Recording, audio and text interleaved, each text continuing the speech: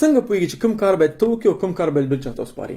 اصل کې خپل د وخت دپاره قیمت وټاکه. مثلا ما خپل وخت دپاره د ساعت په سر $10 ټاکلي دي. که چې زه یو کار کوم هغه د $10 ارزښت لري، هغه زه پخپله کوم، که نه هغه د بل کارمند نیسم او یا بل چاته سپارم. نو همدا وجه ده چې موږ کولی شول چې په مختلف بخشونو کې ترقي وکړو، ځکه هر کار ته ما لاس نه اچو. نو چې یو کار ما کو هغه پوه بشم چې مثلا اوس دې حد ته رسېدلی دی چې زه بل چاته وسپارم، ما ورته سپارو.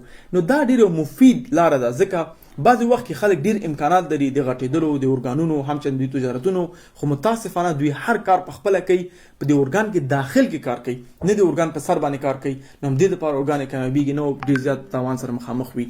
نو ته یو کار ځان ته قیمت انتخاب کا چې ستا د کار قیمت څومره دی، یعنی ستا د وخت قیمت څومره دی. که هغه $10 انتخاب وي، 15 انتخاب وي، $1 انتخاب وي، خپل انتخاب کا.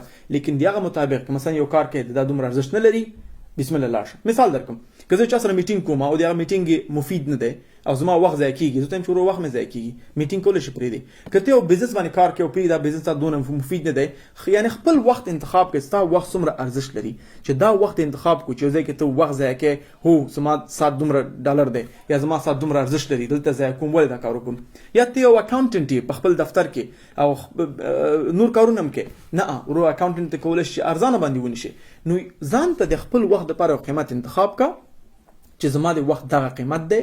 که چیرته یو کار زه کوم د همدومره قیمت ارزښت لري، خطر ښه، که نه لري نو دا بل چاته ورکړه. نو څه شی که ته نور خلکو وختونه اخلي، کار خلکو ته سپارې، کار د زر کېږي.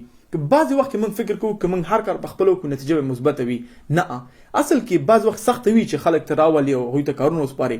لیکن اولین سختۍ چې هغوی فقط ټرین کا، چې کله دې ټرین کړه، تربیه دې کړل، پرېږ چې هغوی کار وکړي، ته په مهم شیانو باندې توجه ورکړه، بزنس، ارګنایزیشن، هر څه به دې په ترقي کې وي. نو انشاءالله دا پالیسي انتخاب کوئ، ډېر به مفید تاسو تمام شي.